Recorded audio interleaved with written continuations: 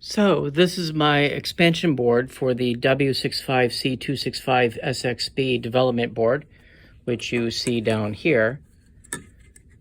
It's an expansion board that includes the TMS9118 video chip using a couple of DRAM chips and a 74HC138 address decoder.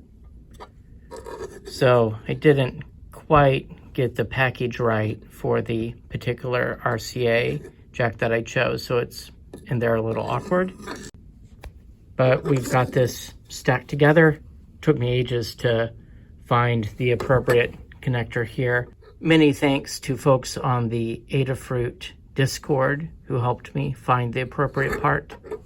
So before actually plugging it into my laptop, I'm going to plug it in using this micro USB power supply just to give it power and see if anything starts to smoke.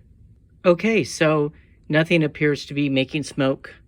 None of the chips that I can touch seem to be getting hot.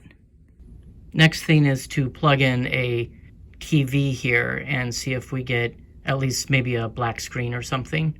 So plugging it into this old monitor, I get a blank screen, but that's kind of what I expect if we don't have any input at all. So this is television antenna input.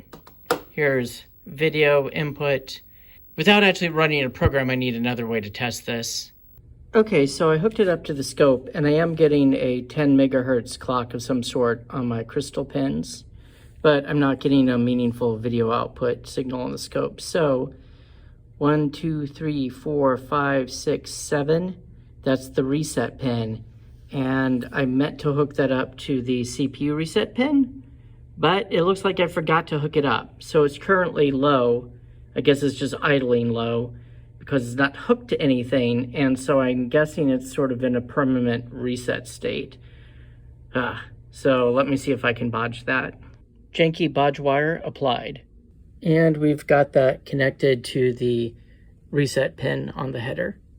Okay, so now the reset line is held high, so the chip should be running, I guess. And it's a bit hard to see on the scope, but it looks like I do have some sync pulse signals going on. I think this little blurb here, I think that's the color burst signal.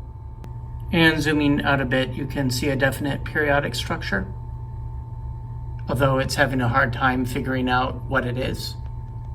I'm not sure if it's supposed to do this or not. The chip is warm to the touch, but slightly warm. It's clearly not warm enough that I'm going, ow, and yanking my hand away. It is a little toasty though.